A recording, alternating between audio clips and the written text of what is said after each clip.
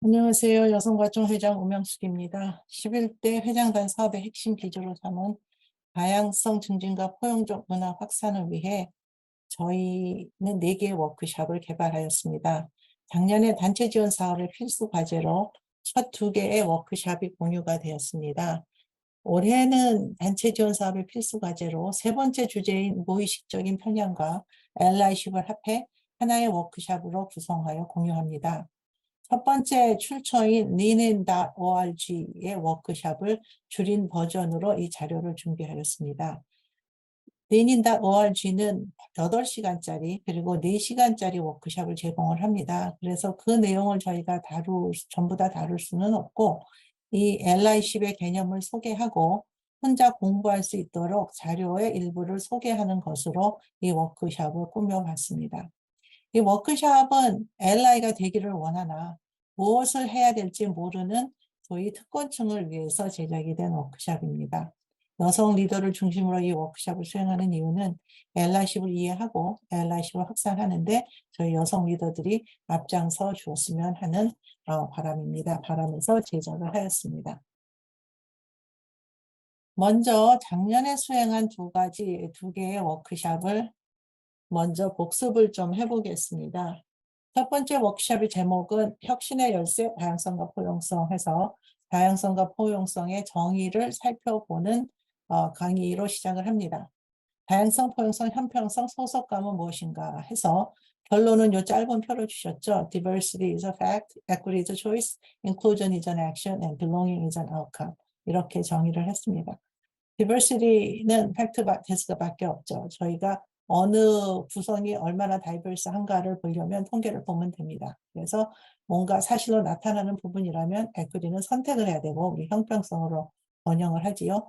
포용성으로 정의되는 인클루전은 행동으로 옮기는 부분이고 그 다음에 소속감, 빌롱잉은 결과다라고 이야기를 하는 것 같습니다. 그럼 그 다음에 우리 왜 나 혹은 나의 팀과 관계가 있는가, 어떻게 해야 되는가라는 이야기를 다룹니다.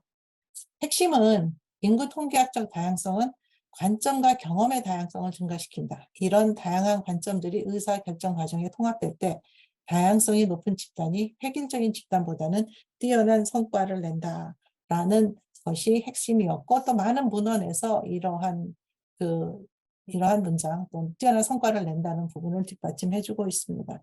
제가 이 워크숍에서 기억하는 가장 핵심적인 부분은 효율을 원한다면 획일적인 집단이 좋을 수도 있지만 혁신을 원한다면 좀 더 다양성이 높은 집단이 필요하다라는 것이었습니다. 다양성은 아까도 말씀드렸다시피 팩트에서 뭔가 그 조직의 통계를 그 데모그래픽 통계를 살펴보면 되겠지만 포용성은 좀 와닿지 않는 정의가 많습니다. 그래서 포용성의 다양한 정의를 좀 살펴보고 가겠습니다. 첫 번째 2개는 흔히 일반적으로 쓰이는 정의입니다. 포용은 다양한 배경을 가진 집단이나 개인이 문화적으로나 사회적으로 받아들여지고 환영받는 조직적인 노력과 관행. 그 다음에 모든 사람의 고유한 가치와 존엄성을 인정한 동등한 참여. 이게 많이 쓰고 있습니다. 제가 좋아하는 정의는 3번째랑 4번째인데요. 모든 사람이 평등하게 대우받고 동등한 기회를 가지며 가치를 존중받고 필요한 지원을 받으면서 조직의 성공에 전적으로 기여할 수 있는 작업 환경을 의도적으로 만들어가는 것. 그 다음에 4번째는 작업 공간의 역학, 이 공간에서의 개인의 경험, 프로그램 정책 및 관행에 영향을 미치는 시스템적 불평등을 개선하려는 노력. 이렇게 포용적 환경을 의도적으로 만들어가고 또 불평등을 개선하려는 노력도 포용성이다라고 정의가 되는 것을 저희가 볼 수 있습니다. 저희 2번째 강의는 Fostering a Gender Inclusive Work Culture, Understanding Benefits and Barriers. 우리말로 하면 성별 포용적 직장 문화 만들어가기. 이점과 장애 요인의 이해 이렇게 번역을 할 수가 있습니다. 포용적 조직은 다양한 관점을 고려하여 보다 나은 의사결정을 할 수 있고 이것은 생산성 향상, 창의성, 혁신 가능성을 증진시키는 이점이 있습니다. 또 고용 유지를 증가시켜서 이직률을 낮추게 되고 더 다양한 인재의 채용이 가능합니다. 조직의 전반적인 성과를 개선하는 등 여러 개의 포용성의 이점이 문헌에 나와 있습니다. 그런데 이렇게 포용적 문화를 구축한다는 것은 쉬운 일이 아니죠. 그래서 저희 그 남녀를 봤을 때 가장 문제로 진입장벽으로 혹은 베리어로 지적이 되는 것이 젠더 바이어스입니다. 저희는 이거를 성편견이라고도 번역이 된 것도 있지만 이것을 조금 더 큰 개념인 성편향이라고 번역을 했습니다. 이유는 편견하면 누가 갖고 있는 한쪽으로 치우친 생각을 나타내지만 사실상 이 바이어스는 행동, 상태, 뭐 생각뿐만 아니라 로 나타나기 때문에 조금 더 넓은 의미의 편향이라는 용어를 주로 사용을 하고 또 이런 생각에 관계된 거는 가끔씩 또 좀 더 익숙한 편견이라는 용어도 사용을 했습니다. 저희가 젠더 바이어스를 설명을 할 때 프라이머리 성편향 해가지고 젠더 바이어스 혹은 세컨더리 젠더 바이어스에서 저희가 이거를 1차 성편향, 2차 성편향으로 번역을 했습니다. 1차 성편향은 사회 또는 직장에서의 여성에 대한 고의적, 노골적, 가시적 차별 행위입니다. 예를 들어서 저희 시대 혹은 저보다 한 10년 어린 세대까지 대학원을 가려면 우리 연구실은 여성 안 봐도 여학생 안 봐도 이거는 노골적인 차별입니다. 또 제가 교수가 되려고 애를 쓰던 90년대 초반만 해도 여성 공과대학에서 여성은 내놓고 안 뽑아 하는 공과대학도 많이 있었습니다. 이런 것들의 대부분은 지금 시대는 성차별입니다. 그리고 불법이죠. 그러면 성편견이 없어졌는가? 그거는 아니지요. 지금 우리가 하는 거를 소위 secondary gender bias, 2차 생편향, 그 다음에 요거는 무의식적인 혹은 암묵적인 성편견이다라고 얘기를 합니다. 그래서 unconscious gender bias 혹은 implicit gender bias라고 부르게 되죠. 이러한 젠더 바이어스가 뭉쳐져서 어떤 현상들이 일어나는가를 보면 sticky floors, glass walls, frozen middle, glass ceiling, glass cliff, glass escalator, tokenism, imposter syndrome, 퀸비 신드롬, 프린세스 비 신드롬, 크랩 티오리 뭐 이런 것들의 현상으로 나타납니다. 그래서 이런 것들의 자세한 설명은 여기 첨부된 저 유튜브를 참고하시기 바랍니다. 세 번째 강의는 unconscious bias or barrier to inclusion 해서 무의식적인 편향, 포용에 대한 장벽 이렇게 얘기를 하면서 이 무의식적인 편향에 대해서 알아보는 시간을 가졌습니다. 저희 여성과청에서는 2차례 2시간에 걸친 워크숍을 했지만 단체 지원 사업에서는 저희가 그렇게 할 수가 없어서 여기서 간단히 짚고 넘어가고자 합니다. 그렇다면 무의식적인 편향은 무엇일까요? 전혀 의도하지 않은 것이고 또 자연스럽고 우리가 빠른 판단을 해야 될 때 더 많이 나타나는 겁니다. 무엇에 영향을 받는가? 우리의 배경, 환경, 우리를 둘러싸고 있는 환경, 그 다음에 우리의 삶의 경험들이 우리가 편견 혹은 편향을 갖는데 영향을 미칩니다. 무엇이 문제인가? 디시전에, 소위 우리가 의사결정을 하는데 영향을 미치게 되죠. 그래서 이 편향은 어떤 특정 그룹이 더 많은 무의식적인 편향을 갖고 있는 것은 아닙니다. 예를 들면 저희가 성편향을 봤을 때 남성만 여성에게 성편견을 갖고 있는 건 아닙니다. 여성도 여성에게 성편견을 갖습니다. 물론 여성도 남성에게 대한 성편견도 있고 남성도 남성에 대한 성편견이 있습니다. 그래서 우리 모두 편향을 갖고 있습니다. 여기 보면 you are biased, so am I 하면서 우리 모두가 편견을 갖고 있다는 거죠. 그런데 이 편견을 갖고 있다는 것은 굉장히 중요합니다. 그 이유는 우리가 다음 슬라이드에서 살펴볼 건데 다음 슬라이드로 넘어가기 전에 저 밑에 춘천 영상을 드렸습니다. 저희가 여기서 unconscious bias를 충분히 다룰 수 없기 때문에 구글 벤처스가 제공한 1시간 남짓의 이 unconscious bias 비디오를 강력히 추천합니다. 여기서 바이어스에 대한 굉장히 좋은 설명과 이 성편견이 어떤 불이익을 주는가 그 다음에 어떻게 대처할 것인가가 상세히 나옵니다. 자, 그러면 저희는 여기서 성편향에 대해서 몇 개를 알아보고 가고자 합니다. 먼저 퍼포먼스 바이어스에서 성과 편향입니다. 여성의 성과는 저평가되는 반면 남성의 성과는 과대평가된. 채용은 여성은 축적된 업적, 남성은 성장 가능성으로 평가되므로 기준이 모호할 때 이 편견은 더 심하게 나타납니다. 튜이션 바이어스는 기여도 편향입니다. 성공 사례에서 여성의 기여도는 낮게 평가되고 실패 시 여성이 더 많은 책임을 집니다. 여성의 기여, 그런 가치가 낮게 평가되고 이런 일이 반복되다 보면 여성 스스로 성공에 대한 기대가 낮아집니다.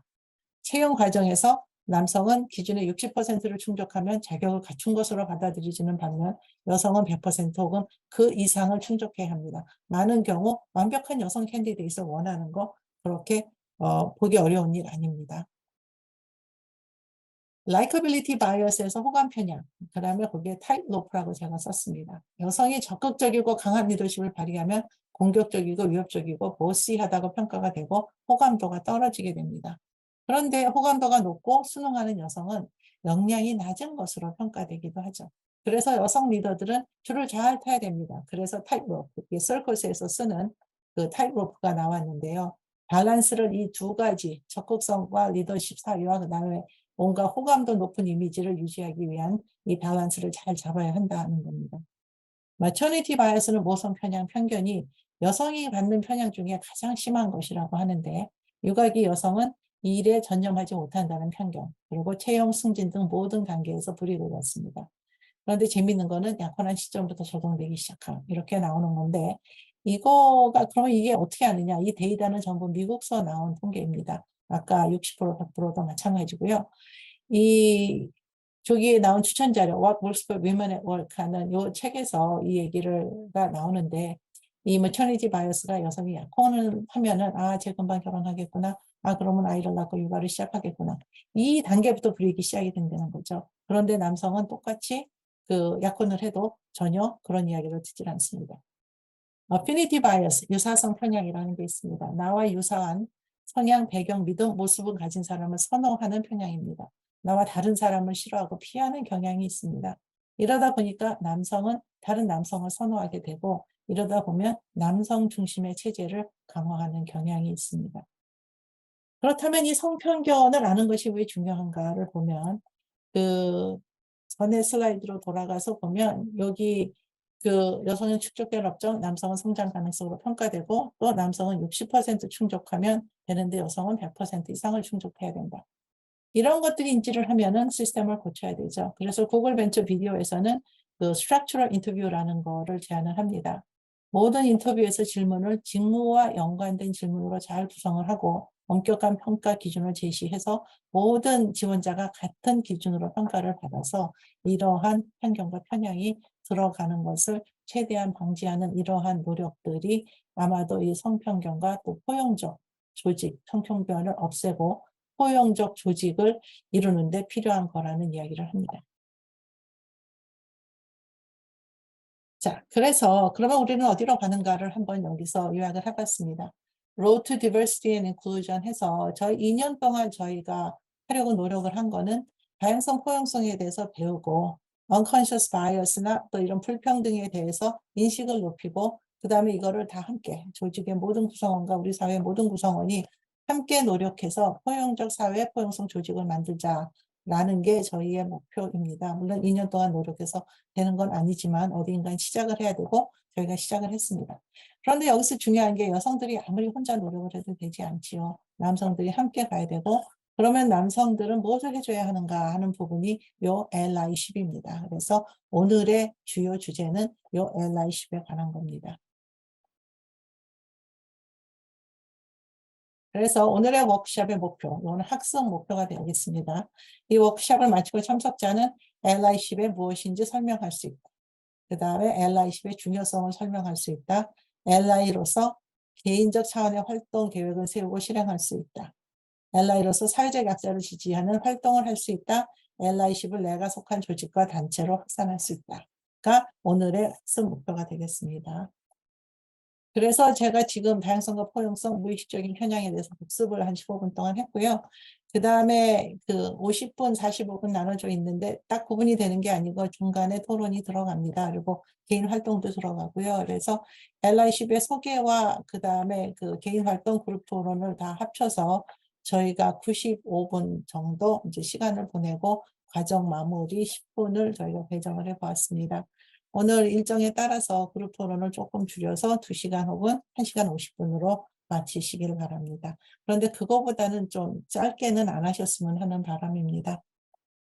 그래서 먼저 주요 용의를 정의를 해보겠습니다. 특권은 우리 사회가 모든 사람이 아닌 일부 사람에게 주어지는 불로이득 이렇게 정의가 됩니다. 억압은 저희가 oppression이라는 단어를 이제 번역을 한 건데요. 더 많은 특권을 가진 사람에게는 이롭고 더 적은 특권을 가진 사람들에게 불리한 사회 전반에 존재하는 광범위한 불평등. 이거를 저희 억압이라고 부르지만 단어가 너무 세서 저희 워크숍에서는 잘 사용하지 않습니다.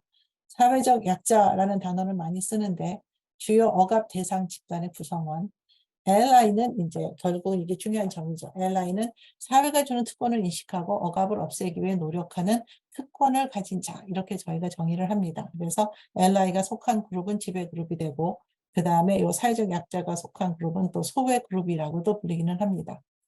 약혼을 한 순간부터 차별을 받기 시작을 한다면 이거는 여성은 억압을 받는 것이고 같이 약혼을 했는데도 불구하고 그런 것이 적용이 안 된다 하면은 남성은 특권을 갖고 있는 것이지요. 그래서 저희 기준에서 우리가 소위 그 젠더 바이어스를 이야기하고 할 때는 소위 LI는 남성이 되겠습니다. 주 LI는.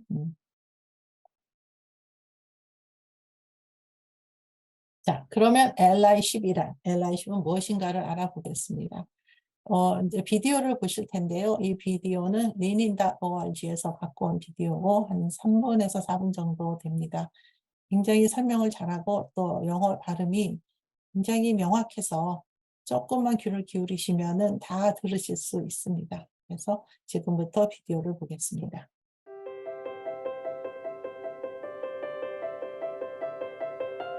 You may have heard of allyship, but research shows that most of us don't really understand what allyship is. So let's start with the definition. Allyship is an active and consistent effort to use your privilege and power to support and advocate for people with less privilege. Let's unpack that. Our society is set up in ways that prioritizes some groups over others. For example, a restaurant might be easy to navigate for a person without a disability, but much harder for someone who uses a wheelchair. These patterns show up in our workplaces too. Studies show that leaders are more likely to mentor people who remind them of themselves. And since most leaders are white men, that means it's often easier for white men to find mentors. Allyship involves understanding inequities like these and taking concrete steps to help level the playing field. This is a key point. To show up as allies, we have to take action. Sometimes taking action feels tricky or even uncomfortable, but not acting can be more harmful than we realize. It can send a signal that we're not aware of the injustices around us, or that we think they're okay, or even that we don't care. So if you're not sure what to do, ask yourself, is there an action I can take that is responsible, even if it's not perfect? If so, do that. Allyship isn't about getting any one action perfectly right. It's about acting consistently in ways that add up over time. This is another key point. Allyship is consistent. We might be moved to practice allyship toward a specific group when injustice is in the news, but to really make a difference, we need to commit to pushing for change over the long term. Now, let's look at the last piece of the definition. Allyship is about supporting and advocating for people with less privilege. That might mean speaking up when you see inequity, like pointing out that the women on your team are often interrupted in meetings. It could also mean working proactively to make things fairer. For example, you could research best practices for reducing bias in hiring and share what you learn with your team. As you're practicing allyship, it's important to stay focused on the people you're supporting and the impact you want to have. Staying focused on impact isn't always easy. We sometimes end up focusing too much on how our actions make us look or feel. When this happens, we can slip into what's called a savior mentality. We might start pushing for solutions that sound right to us instead of listening to people with less privilege and following their lead. We can also end up practicing performative allyship, which means we're acting based on how we want to be perceived. For example, we might post on social media about the importance of supporting people of color, but not speak up when we hear racist comments in our daily lives.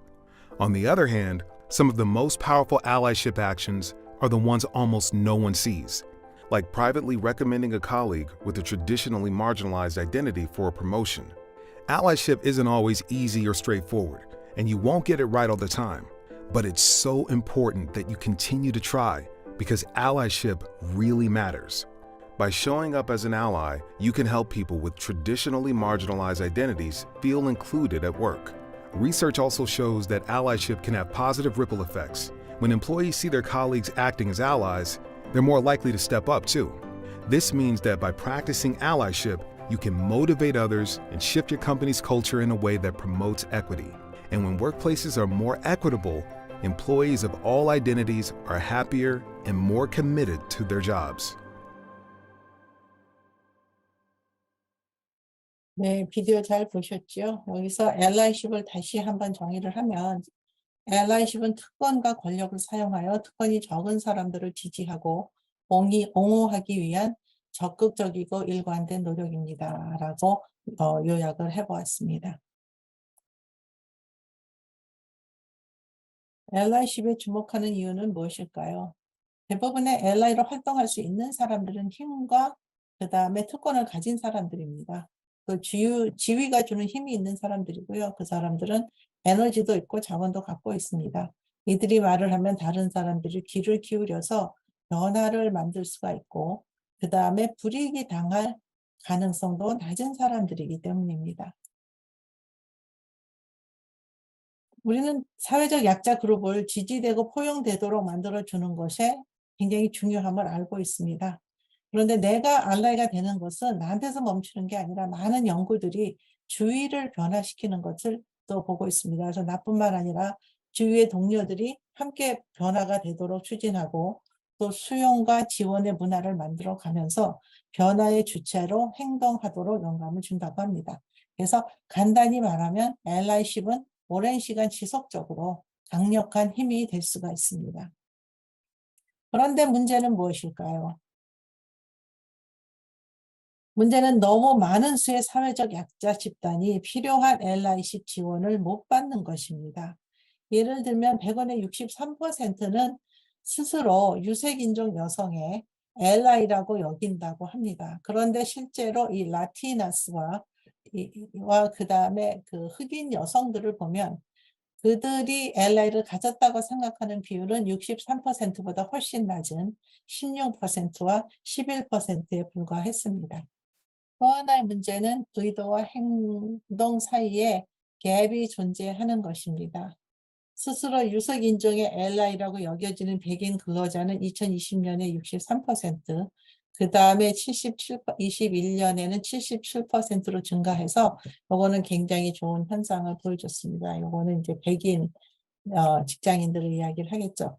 그런데 allyship의 가장 기본으로 생각이 되는 행동들, 그래서 스스로 교육을 받는다거나 그 다음에 그 공개적으로 유색인종의 아이디어를 공적으로 인정을 한다거나 그 다음에 차별을 보았을 때 맞서는 노력을 한다거나 혹은 새로운 기회를 준다거나 또 유색인종을 멘토링 한다거나 통계를 보면 그것보다는 굉장히 낮은 숫자가 있고 특히 유색인종 여성의 멘토링에 가서는 10%대로 굉장히 큰 간극이 존재하는 것을 볼 수가 있습니다. leanin.org 프로그램에서는 아까도 잠깐 말씀드린 대로 여성만은 다루지 않습니다. 여성뿐만 아니라 장애인, 유성인, 유색인종, 그 다음에 그 성소수자 집단 등 다양한 그 다양성을 다루게 됩니다. 그런데 여기서는 저희가 이 중에서도 여성에 관한 것만 뽑아서 집중적으로 다루고 있습니다. 이 프로그램의 장점은 많은 전문가들과 그 다음에 실제 경험이 있는 사람들과 협력해서 이 프로그램을 구축을 했다는 게 장점이 되고요. 이제 뒤에서도 이제 계속해서 레퍼런스가 나오게 되는데 관심 있으신 분들은 꼭 이 사이트에 들어가서 아마 처음부터 한번 상세히 봐오시기를 부탁드립니다.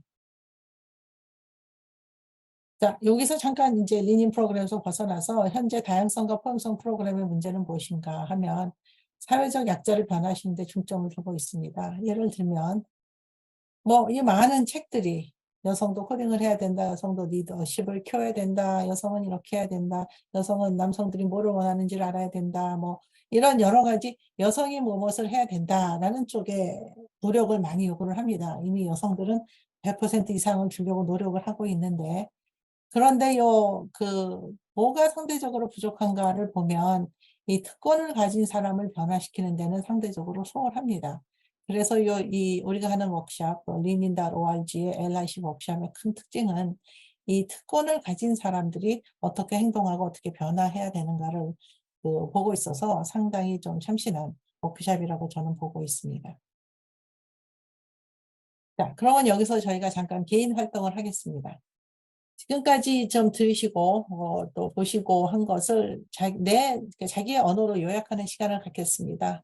2분 동안 요약을 하시고요. 1분 동안 옆에 분들과 한번 공유를 하시기 바랍니다. 여기 3분 드립니다. 전체.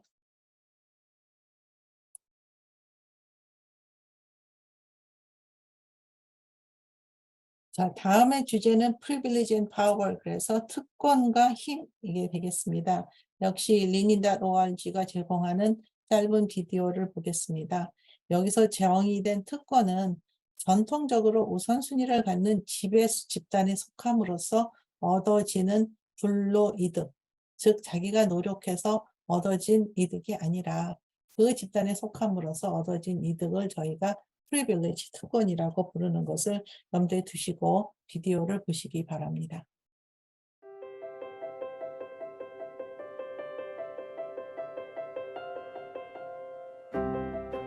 Privilege is the unearned advantage we get from being part of a dominant group whose needs have traditionally been prioritized. We can experience privilege because of our gender, race, sexual orientation, ability, class, or other identities. Many of us experience a combination of privilege and disadvantages.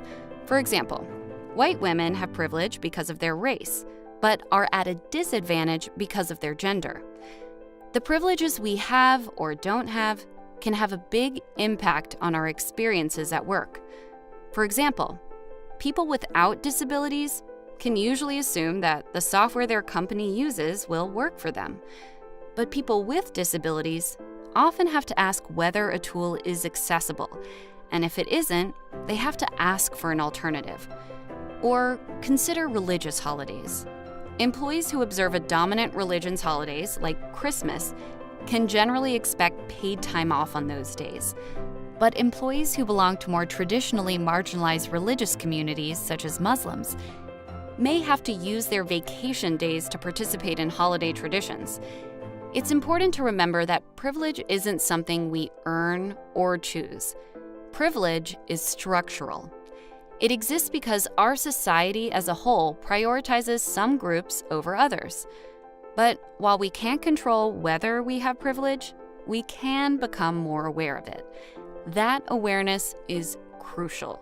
If we don't understand that privilege makes it easier for some people to succeed, we might think the more successful group is just working harder. Here's an example. In corporate America, for every 100 men who are hired into manager-level positions, only 72 women are hired. This isn't because men are more qualified. Instead, it's largely because men benefit from unearned advantages in the hiring process. One study showed that replacing a woman's name with a man's name on the exact same resume increased the odds of being hired by more than 60%. Similar biases affect people of color, LGBTQ people, and people with other traditionally marginalized identities. In another study, replacing a stereotypically black-sounding name with a stereotypically white-sounding name on a candidate's resume resulted in 50% more callbacks, the equivalent of adding 8 years of work experience. And in the third study, when a candidate had something on their resume that suggested they were LGBTQ, such as belonging to an advocacy group, they received fewer callbacks. Remember, in all these studies, the candidates had the exact same qualifications. Privilege, not effort or ability, gave one group an advantage over another. These examples show why it's so important to understand how privilege shapes our experiences. When we see why women, people of color, and others with traditionally marginalized identities are underrepresented, we can start to address some of the barriers that hold these groups back. But acknowledging our privilege can be really, really tough. It's uncomfortable to admit that we have an advantage we didn't necessarily earn, especially when we've still had to work hard.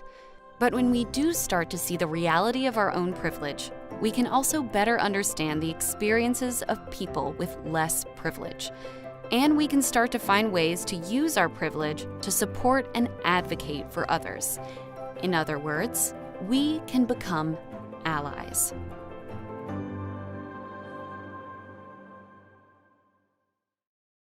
비디오 어떠셨나요?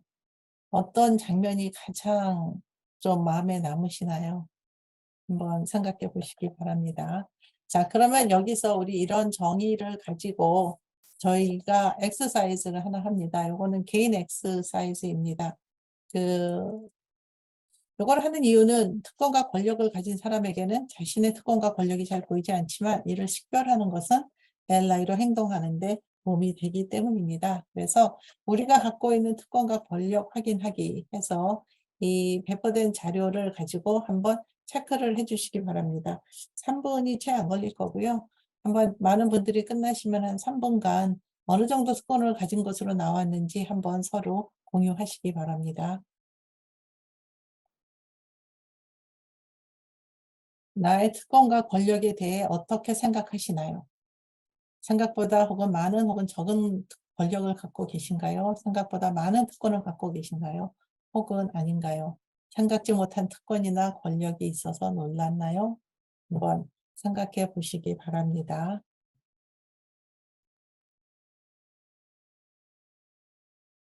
자, 그러면 이제 드디어 allyship at work에 들어가서 보겠습니다. 이제 직장에서의 allyship에 대해서 알아보는 시간이지요. 자, 요 슬라이드는 이 leanin.org가 갖고 있는 Active Allyship Framework을 보여주고 있습니다. 그래서 이 leanin 워크숍이 어떻게 조직이 되었는가를 보여줍니다. 가장 중심에 CEO Privilege 해가지고 자신의 특권을 보여주는 것이 가장 중심에 있습니다. 이것이 ally 실행의 핵심이 되기 때문입니다. 또 동맹을 신청을 하고 하는 것이 이제 핵심이고요. 그러면 이 어떠한 특권과 이점을 사용해서 공정한 경쟁 환경을 만들고 또 평등한 직장을 만들 수 있는지 아는 것이 중요합니다. 그래서 지금 여기를 보면 뭔가 identify inequities at work 그래서 직장에서의 불평등을 식별하고 그 다음에 내가 갖고 있는 권력을 좀 하고 그 다음에 어떠한 행동을 할 수 있는가를 보이는 이러한 구조로 보여 있습니다. 그래서 아까도 말씀드렸지만 자기의 권력을 파악하고 구체적으로 취해야 할 allyship 전략과 그 다음에 실행 방안을 찾는 것의 토대가 됩니다. 리닌다 워크숍에서는 이 프레임워크를 계속해서 사용해서 각 요소에 적용시켜 allyship이 어떻게 연계되어 있는지를 보여줍니다. 그 다음에 workplace categories, 이게 allyship at work이기 때문에 소위 직장을 5개 분야로 나눠서 봅니다. everyday interaction에서 일상적인 사람들의 상호작용에서 사내 규범과 기대치에서 그 다음에 채용 과정, 승진 및 recognition, 명성을 얻음. 이게 조금 우습긴 한데요. 뭔가 인정을 받는 거죠, 능력에. 그 다음에 mentorship and sponsorship 해서 이 5개 분야로 나눠서 이 allyship을 보고 있습니다. 그래서 몇 개 예를 들어서 살펴보면요. 요거의 첫 번째 workplace inequities exploration에서는 이제 불평등을 알아보기가 되죠. 여기는 요거를 클릭하시면 해당되는 요 월북에 가실 수가 있습니다. allyship은 월북을 쫓아서 가서 하게 되어 있고요. 혼자 읽으면서 또 그 동료들과 논의를 하면서 하도록 구성이 되어 있습니다. 그래서 요거에 한번 가보시라고 제가 링크를 여기다 했고요.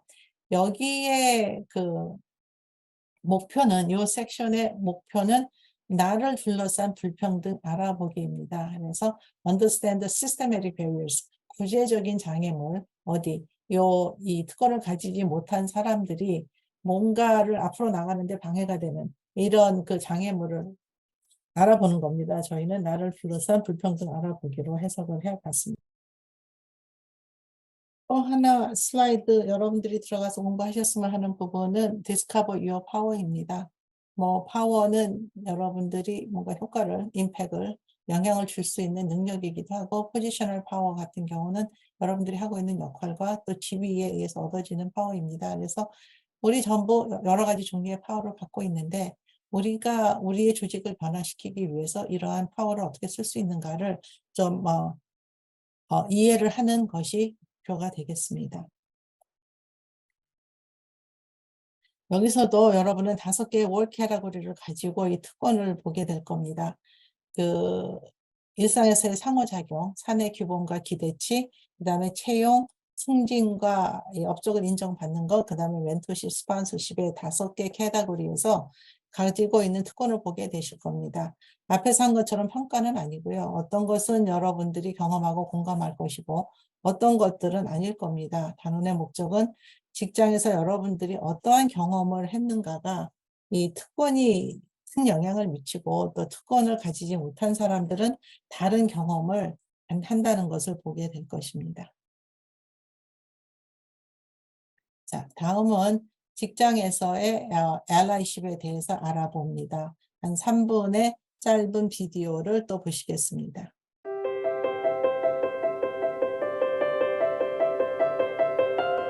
Let's start looking at some specific ways you can show up as an ally in your workplace. As you think about the actions you might take, it's helpful to keep your privilege and positional power in mind.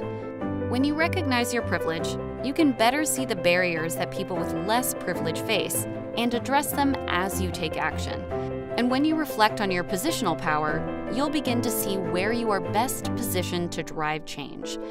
Your positional power is based on your role and level. We all have positional power. In fact, we often have more than we realize. So, how can you start taking action? It's helpful to think about allyship actions in 3 categories: individual, interpersonal, and structural.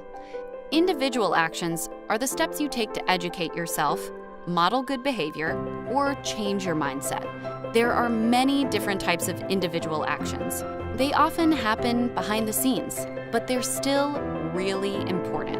For example, learning about others' experiences is an individual action, and it's also a critical step towards showing up as an ally with empathy and understanding. You can also take individual actions to make your work more inclusive. This might look like using gender-neutral language in written materials, or making sure people of all races and abilities are represented in imagery. Again, these are just a few of many possible individual actions. You'll have a chance to explore others in the next part of this workshop. Interpersonal actions involve supporting others and advocating for equity in your day-to-day interactions. Speak up when you notice inequity, for example, by correcting a colleague who assumes a new hire is straight or cisgender is an interpersonal action. So is mentoring a colleague with a traditionally marginalized identity or making sure they get credit for their accomplishments and ideas. Affirming someone's experience of inequity can also be a powerful interpersonal action. For example, letting a colleague know you're thinking of them when violence or hatred against their community is in the news. As you practice interpersonal allyship actions, remember that no 2 people or situations are the same. People with similar identities can have very different experiences, needs, and expectations.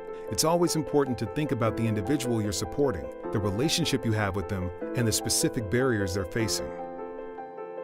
Finally, structural actions involve pushing for more equitable norms, policies, and systems. For example, advocating for objective criteria in hiring and promotions is a structural action. Another example is encouraging your company to use software and other tools that are accessible to people with disabilities.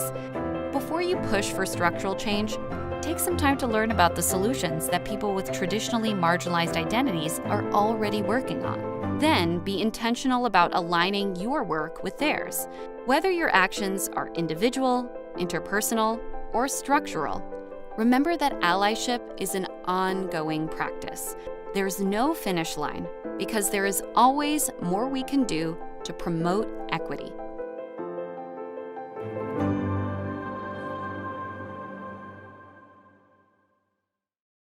자, 여기서 나온 내용을 조금만 이제 말씀을 드리면요. allyship 액션을 3개로 나누어서 이야기를 합니다. 그래서 개인적, 그 다음에 interpersonal, 구조적 해서 이 allyship 액션을 구분을 하죠. 개인적인 액션은 스스로를 교육하고 좋은 행동을 모델로 삼거나 사고방식을 바꾸기 위한 우리의 행동을 포함을 하고, 상호적, 그래서 interpersonal한 거는 타인, 여기서는 이제 marginalized 그룹에 속하는 타인과 일상적인 상호작용을 통해서 문제를 지원하거나 또 표면화해서 변화를 추진하는 우리의 행동을 포함을 합니다. 구조적인 거는 규범, 정책 혹은 시스템인 변화를 추진하는 이런 것들을 우리가 structure이라고 부르게 됩니다. 조금 이따 예제를 하고 그 예제에서 우리가 개인적으로, 상호적으로, 구조적으로 어떤 활동을 할 수 있는가를 또 보게 될 겁니다. allyship strategy 해서 나온 거를 저희가 그냥 한번 리스트를 이제 만들어 봤습니다. 이 미팅에 대해서 우리가 좀 이따 토론을 할 거고요. 조금 더 포용적인 미팅을 만들도록 노력을 할 것. 그 다음에 모든 제품에도 이 인클루전을 이제 우선순위에 둬라 하는 게 있습니다. 그 다음에 채용과 프로모션 과정을 뭔가 더 공정하게 만드는 것. 그 다음에 포용적 문화를 만들어 가는 것. 또 사회적 약자의 발전에 투자할 것들을 제안을 합니다. 자, 곧 그룹 토론이 들어갑니다. 저희가 지침은 기록자 진행자를 선택을 합니다. 그리고 모두 발언을 할 수 있도록 개인적 발언 시간을 조정을 하는데 저희가 토론 시간이 짧기 때문에 뭔가 좀 짧게 핵심을 말씀하시는 게 필요합니다. 그렇게 해서 필요하면 진행자도 도와주시고요. 두 번째 사례를 할 때는 다른 분들이 기록자 진행자를 하시면 좋겠습니다. 시나리오에서 당신은 잠재적인 ally를 의미합니다. 그래서 ally가 무엇을 할 수 있는지에 토론에 초점을 맞춰 주시고요. 종료 1분 전에 알람을 드리는 걸로 해주시고 그렇게 알람을 들으시면 기록자는 내용을 정리해 주세요. 자, 그룹 시나리오 1에 들어가겠습니다. 자, 같이 문제를 읽겠습니다. 문제 해결을 위한 회의에서 한 여성 참가자가 해결 방안을 제시했지만 아무도 그 제안에 관심을 보이지 않았다. 잠시 후 회의에서 남성이 동일한 제안을 했고 문제 해결의 공로는 뒤에 제안한 남성의 몫이 되었다. 이거 보고 혹시 공감 가시는 분 있으신가요? 6분 토론하겠습니다. 5분 지나면 알람을 주시고 한 5분간 각각의 그룹에서 나온 거를 전체 공유를 하는데 빠르게 해주셔야 합니다. 앞에 시나리오에서 누군가가 남의 아이디어를 뺏고자 의도적으로 한 건 아닐 수도 있습니다. 그런데 이런 일은 자주 발생합니다. 힘 혹은 특권이 없다고 생각되는 사람들이 말을 할 때는 많은 사람들이 단순히 듣는 것을 멈춘다는 것을 보여주는 좋은 연구가 많이 있습니다. 이것이 의식적으로 발생하든 무의식적으로 발생하든 그것은 성차별주의라고 불리는 억압 시스템에 의해서 야기되는 패턴의 일부라 합니다. 좋은 의도라도 많은 문제가 있습니다. 많은 억압을 경험하는 사람들이 피해를 보는 거지요. 또한 다양성, 포용성을 해치는 일입니다. 누가 LI가 될 수 있을까요? 미팅 리더, 매니저, 그 다음에 다른 남성들, 누구나 라고 얘기를 할 수 있지만 사실상 누구나는 답이 아니라고 합니다. 특권을 가진 사람이어야지 효과적으로 문제를 해결할 수 있기 때문입니다. 그렇다고 이 특권이 없는 사람들이 발언을 하지 말아야 될까요?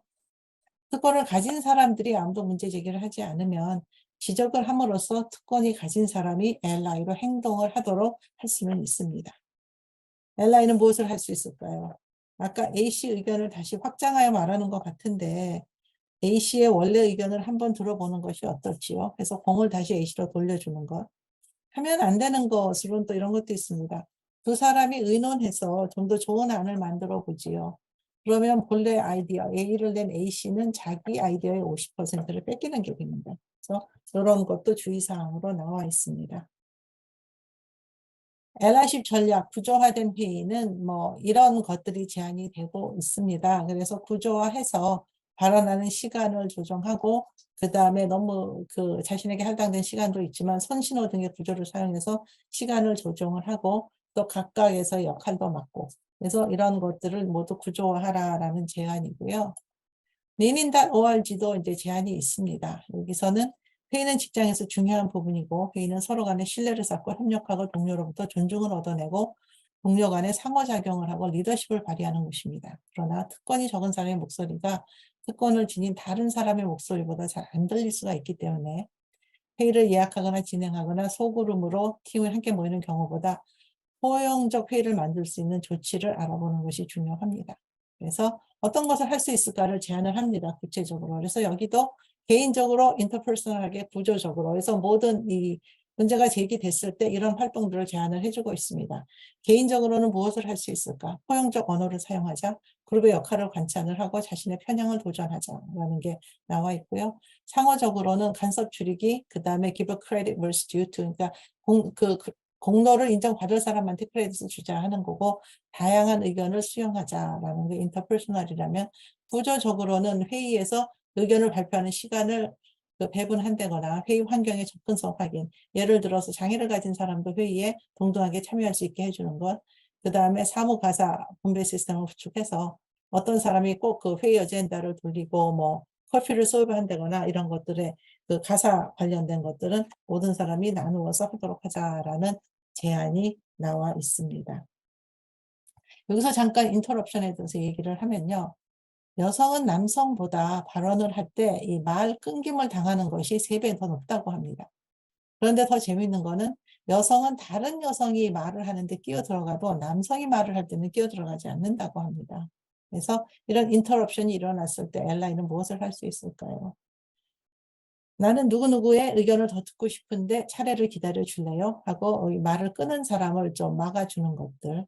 그런데 그런 일을 심하게 하는 사람은 회의가 끝나고 따로 불러서 이야기를 한번 하는 것도 좋다고 합니다. 누구누구의 말을 끊는 경향이 있는데 앞으로는 안 그랬으면 좋겠다. 라는 등의 주의를 주는 것도 효과적이라고 합니다. 자, 두 번째 시나리오로 넘어가겠습니다. 교수 충원을 위한 회의에서 여교수 충원의 필요성이 제기되었습니다. 동료 교수 하나가 여교수를 채용하는 것은 대찬성이다. 하지만 수준을 낮추진 말자라고 발언하였다. 엘라이로서 당신이 답변하기 전에 다른 교수가 말했다. 맞습니다. 우리는 수준을 낮추지 않게 최선을 다해야 합니다. 라고 하였다. 엘라이는 무엇을 할 수 있을까요? 이 주제도 여러분들 6분 토론을 하시고 한 6분 정도 공유를 하신 다음에 다시 비디오로 돌아와 주셨으면 좋겠습니다. 네, 토론 시작하세요. 좋은 논의가 이루어졌을 거라고 믿습니다. 저는 그냥 여기서 그냥 몇 가지 문안에 나온 제안을 이제 알려드리겠습니다. 여기에서 핵심은 여성 교수가 있음으로 해서 이러이러한 이득이 있으니까 꼭 여성 교수를 뽑자라고 설득하는 것은 이것의 취지가 아닙니다. 그래서 여기서는 성별 다양성을 논의를 하는 건데요. 이슈는 여성 교수가 수준이 낮을 거라는 가정이 문제가 됩니다. 이거는 성고정관념에 속하는 거죠. 발언한 동료에게 왜 그렇게 생각하느냐라고 저희가 물어볼 수가 있습니다. 실제로는 여성이 이 위치에 오르기까지 남성보다 훨씬 더 노력했다는 걸 알려줘야 합니다. 우리가 뭐 equal opportunity 해서 동등한 기회가 모두에게 주어진다고 믿지만 실제로는 그렇지 않다는 굉장히 많은 연구가 있습니다. 여성은 경력의 매 단계마다 장벽을 극복을 해야지 우리가 앞으로 나갈 수가 될 수가 있습니다. 그래서 이러한 것이 있을 때는 좀 체계적으로 질문을 다시 만들어서 남성분을 동료 교수들을 설득하는 것이 필요할 것으로 보입니다. 자, 리니는 무엇을 이야기를 할까요? 그래서 리니는 채용 및 승진 과정에서 많은 사람이 과정이 제대로 돌아가도록, 이 과정은 프로세스입니다. 그래서 돌아가도록 규정을 만들고 후보자를 인터뷰하고 이력서를 검토하거나 동료 성과에 대한 피드백을 제공하는 등 우리 역할을 합니다. 그래서 사회적 약자가 처한 많은 이들이 고용되고 승진되기 위해서는 높은 기준을 통과해야 된다는 것은 직장에서의 불평등을 의미합니다. 그래서 모두에게 공평한 지니까 승진을 위한 방법은 무엇일까요? 해서 여기서도 또 이 3가지로 제안을 합니다. 개인적인 거, 상호적, 그 다음에 구조적으로 얘기를 합니다. 첫 번째 거는 개인적으로는 당신이 편견에 있다면 편견을 고치는 노력을 해야 되겠고 성벽 중립적 언어 사용하기가 제한이 됩니다. 인터퍼스널 쪽에서는 다양한 면접관을 참여하고 편견을 인지하였을 때 대응하기, 자세히 파고드는 질문하기, 아까처럼 왜 그렇게 생각하셨나요? 라는 거, 또 사실에 입각해서 편향성을 설명하기, 그 다음에 소외된 집단의 동료의 성과 홍보하기, 편의를 제공하기, 장애인들이 편의가 필요하다면 이런 게 필요합니다. 구조적으로 우리가 무엇을 했을까요? 명확히 기준을 사용하기, 그 다음에 기준이 명확하고 공평성이 있는지 모니터링하는 담당자를 지정을 하고 이력서나 과제물을 익명화해서 이 성별을 나타내는 것을 모두 없애고 뭔가 소수그룹에 속한다는 것을 다 없애는 자료들을 제공을 하고 평가자들이 교육을 시킨다거나 그다음에 네트워크를 넓히고 다양한 인재를 요구하는 거 중요합니다. 그 다음에 다양성과 포용성 목표를 성과 결과에 포함시키는 이런 것들이 구조적으로 할 수 있는 일이라고 제안을 하고 있습니다. 자, 마지막 토론인데 시간이 있으시면 여러분들은 이 3개 중에서 하나를 골라서 토론을 하시고 공유를 하시기 바랍니다. 아마 이 부분은 시간이 허락되는 대로 아마 발표도 하시고 논의를 해보시면 좋을 것 같습니다.